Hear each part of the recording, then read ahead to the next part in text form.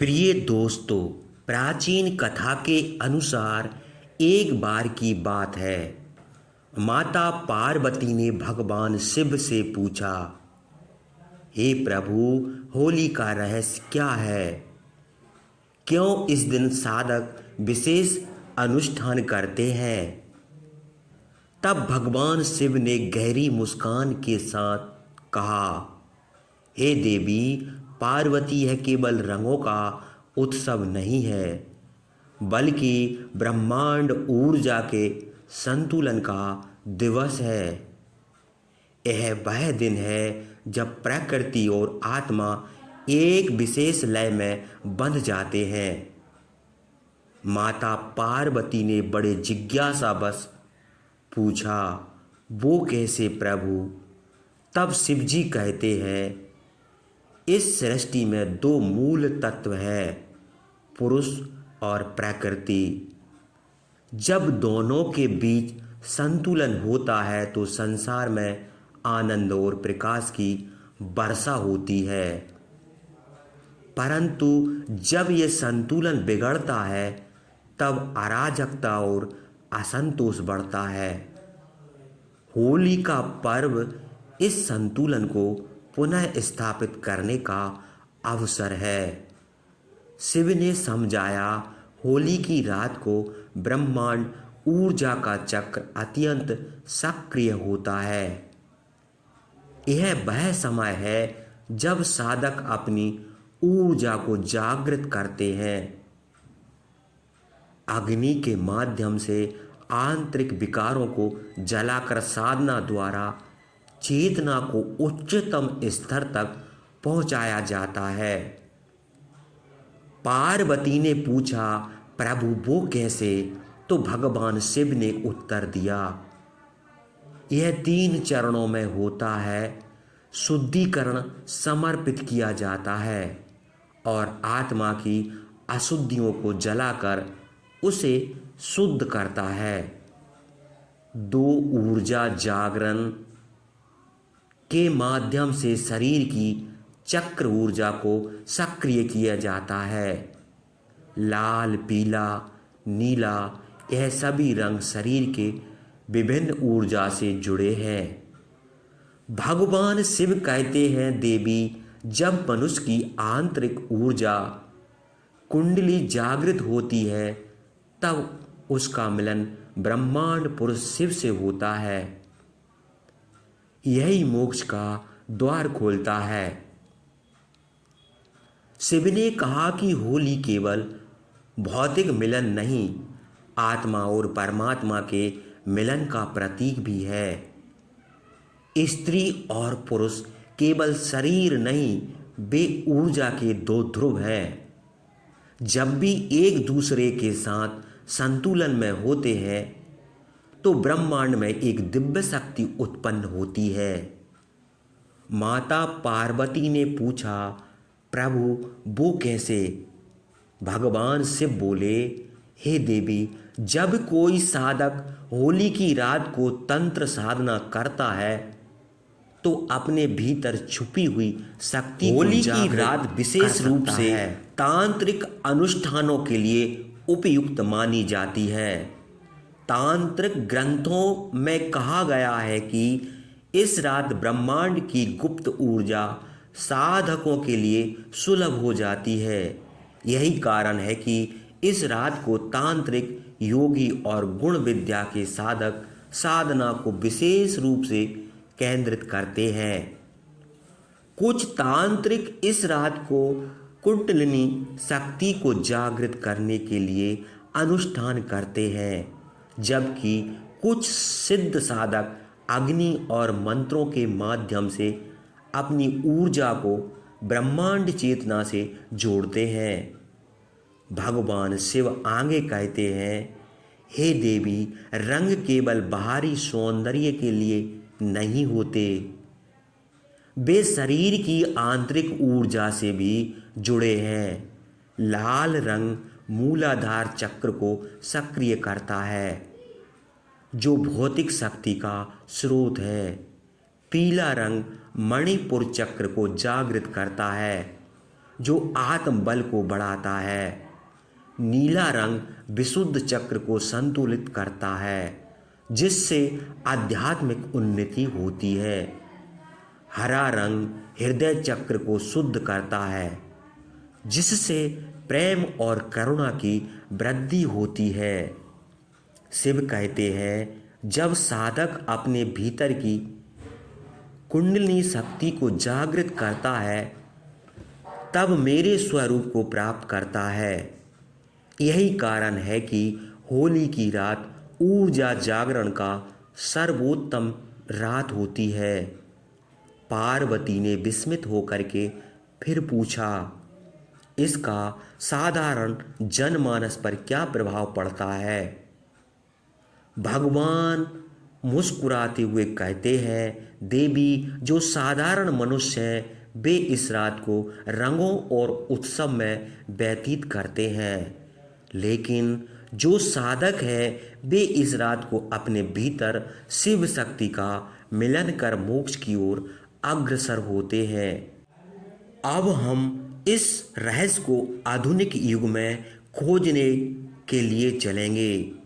यह यात्रा एक साध्वी और एक तांत्रिक साधक के माध्यम से होगी, जो इस गुण सत्य को जानने के लिए गहरे तांत्रिक अनुष्ठानों में उतरते हैं। वाराणसी, जहाँ की गलियों में आध्यात्मिकता बसती है, जहाँ मंदिरों की घंटियों में शाश्वत सत्य की ध्वनि सुनाई देती है, वहाँ गंगा के किनारे एक आश्रम था, जिसे अग्नि अखाड़ा के नाम से जाना जाता था। इस अखाड़े में एक साध्वी रहती थी, जिसका नाम था मायागिरी। मायागिरी एक रहस्यमय महिला थी। कहा जाता है कि केवल स्त्रियों को दीक्षा देती थी और पुरुषों से बात भी नहीं करती थी, लेकिन तंत्र और साधना में उसकी सिद्धि अद्वितीय थी। उसके बारे में तरह तरह की कहानियाँ प्रचलित थीं। कुछ लोग कहते थे कि शिव की उपासक है, तो कुछ कहते थे कि खुद एक देवी का रूप है। भगवान शिव कहते हैं, देवी पार्वती, एक दिन काशी में एक और व्यक्ति आया, एक तांत्रिक जिसे लोग भैरवनाथ के नाम से जानते थे।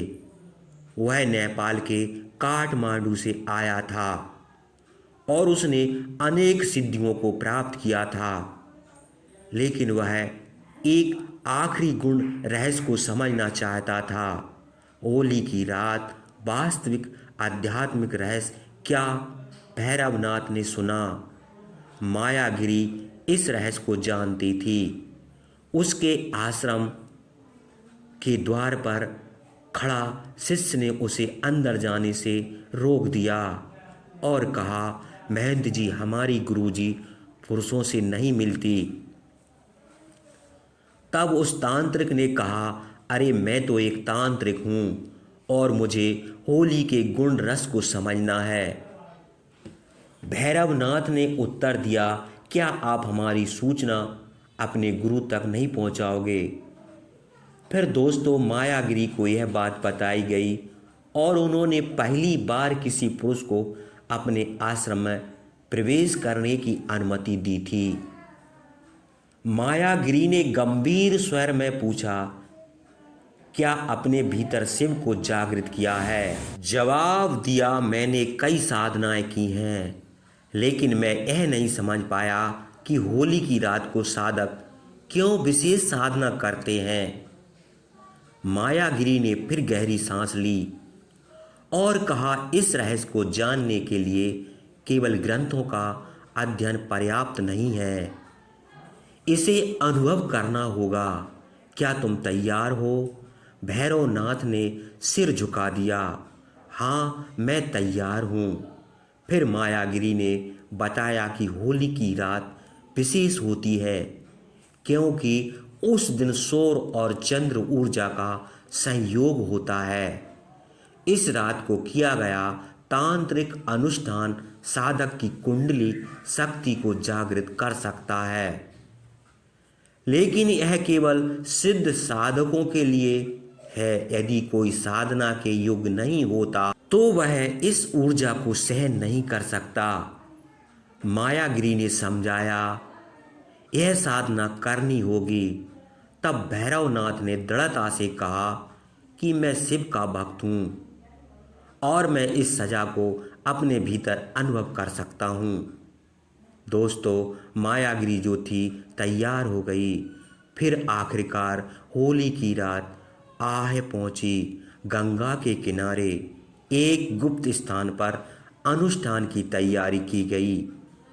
वहाँ एक विशाल अग्निकुंड बनाया गया जिसमें विशेष जड़ी बूटियाँ और तांत्रिक सामग्रियों से हवन किया गया।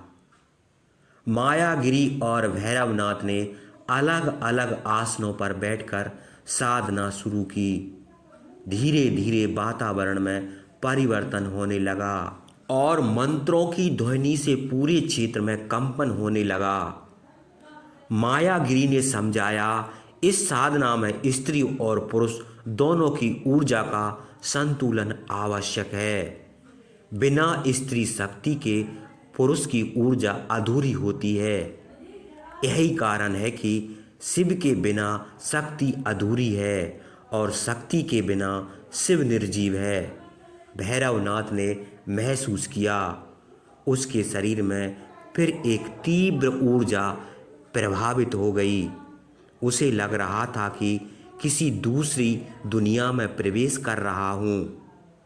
होली की रात के अंतिम पहर में जब साधना अपने चरम पर थी, तब मायागिरी ने कहा, अब तुम्हें अपने भीतर के शिव को जागृत करवाना होगा। अपनी चेतना को केंद्रित करो। भैरवनाथ ने अपनी आंखें बंद की और अचानक उसे एक दिव्य अनुभूति हुई। उसे ऐसा लगा मानो उसकी आत्मा उसके शरीर से बाहर निकलकर ब्रह्मांड में विचरण कर रही हो। उसने एक प्रकाश देखा, शिव थे। फिर मायागिरी ने पूछा, अब तुम समझ गए होली का रहस्य? भैरवनाथ की आंखों से आंसू बह रहे थे। अब मैं समझ गया, होली केवल रंगों का त्यौहार नहीं, यह ऊर्जा का संतुलन है, शिव शक्ति के मिलन का पर्व है। दोस्तों, साधना समाप्त होने के बाद भैरवनाथ ने पूछा, हे देवी, क्या यह ज्ञान सबको दिया जा सकता है? मायागिरी ने उत्तर दिया, नहीं, यह रहस्य केवल उन लोगों के लिए है जो इसके लिए योग्य हैं। इसलिए तांत्रिक इसे गुप्त रखते हैं। साधारण लोग इसे केवल रंगों और भौतिक आनंद तक सीमित रखते हैं, लेकिन जो वास्तविक साधक है वे इसे अपने आत्मज्ञान के लिए उपयोग करते हैं। अनुष्ठान के बाद भैरवनाथ फिर एक अजीब सी स्थिति में थे। उसने जो अनुभव किया था वह केवल एक दर्शन नहीं था, बल्कि उसके पूरे अस्तित्व को हिला देने वाला सत्य था। मायागिरी के सामने बैठा था, लेकिन उसकी चेतना अभी भी एक अलग ही स्तर पर थी।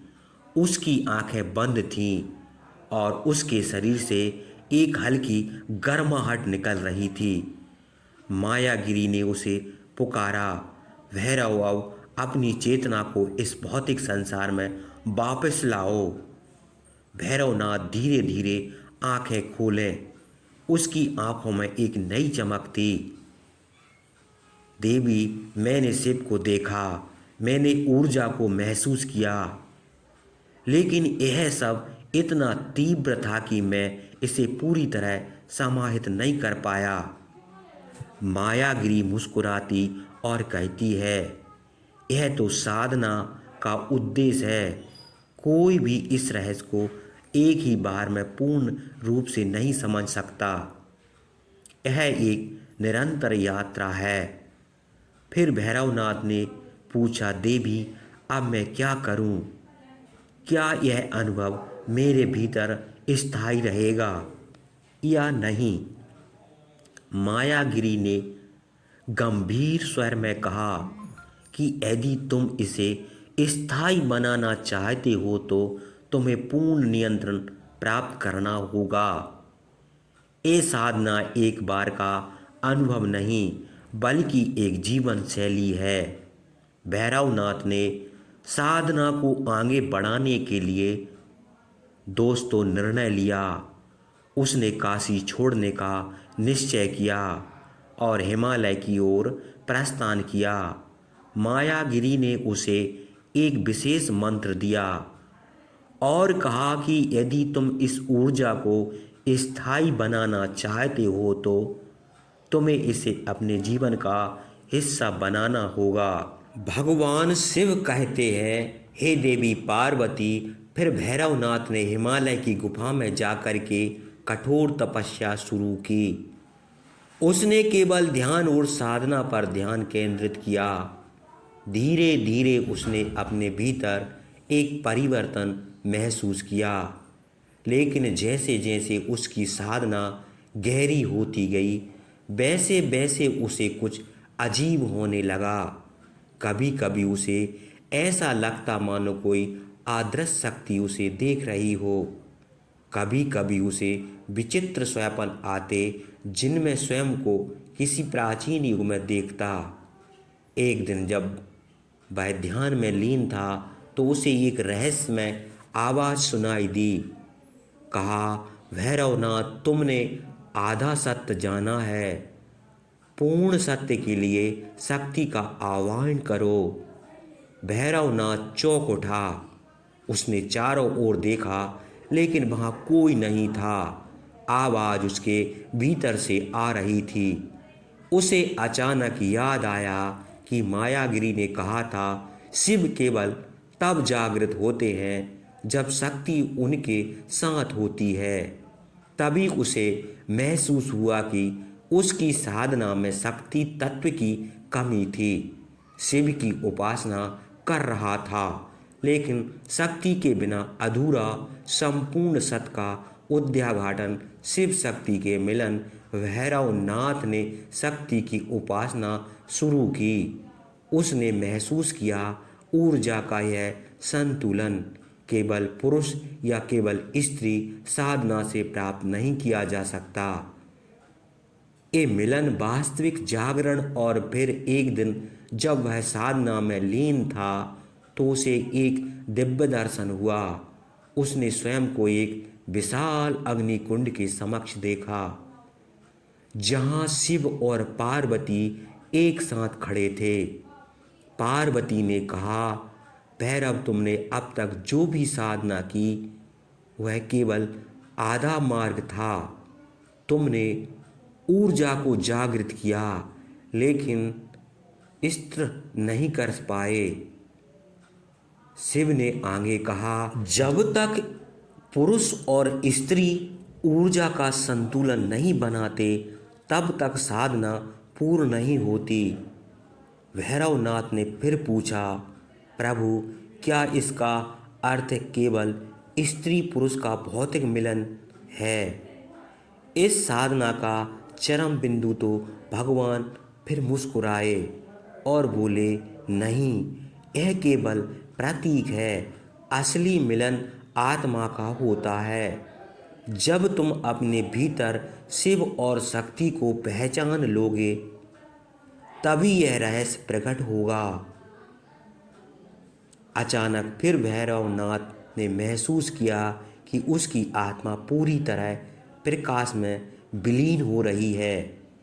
उसे अपने भीतर एक असीम ऊर्जा का संचार हुआ।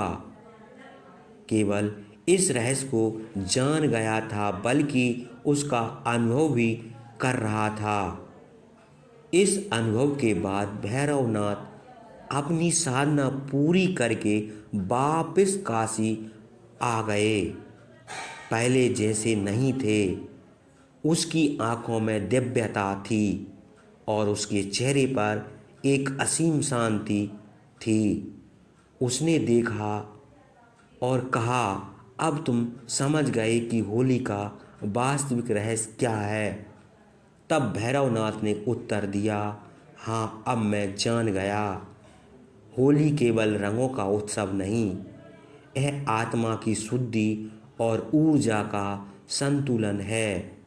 जब तक व्यक्ति अपने भीतर शिव और शक्ति को नहीं पहचानता, तब तक यह अधूरा है। मायागिरी मुस्कुराई, अब तुम तैयार हो जाओ और इस सत्य को उन लोगों तक पहुंचाओ जो इसके योग्य हैं। भैरवनाथ ने प्रणाम किया और गंगा के किनारे चल दिया। उस दिन काशी में होली मनाई जा रही थी। लोग एक दूसरे को रंग डाल रहे थे, नाच गा रहे थे, लेकिन भैरवनाथ के लिए केवल बाहरी रंग नहीं थे, उसे अब हर रंग में शिव और शक्ति का मिलन दिखाई दे रहा था। मुस्कुराया और धीरे धीरे गंगा की ओर बढ़ा। उसने गंगा जल अपने हाथ पर लगाया और मन ही मन कहा कि अब मैं जान गया कि सच्ची होली क्या है।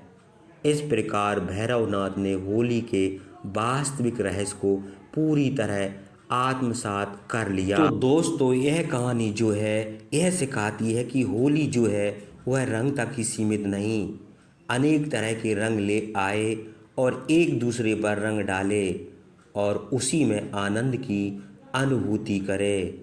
रंगों से होली खेले, नकारात्मक ऊर्जा को लेकर के स्त्री पुरुष जब होली खेलते हैं तो एक दूसरे की नकारात्मक ऊर्जा मन में प्रकट करने लगते हैं, एक दूसरों के अंगों को स्पर्श करने लगते हैं। ऐसे अंगों में रंगों को स्पर्श करते हैं जो स्त्री पुरुष यह नहीं करना चाहिए, जिससे प्रत्येक स्त्री पुरुष के अंदर वासना प्रकट होती है और उसी वासना से स्त्री पुरुष जो है एक दूसरे का मिलन हो जाता है और संबंध बन जाते हैं जो स्त्री पुरुष के लिए वर्जित है।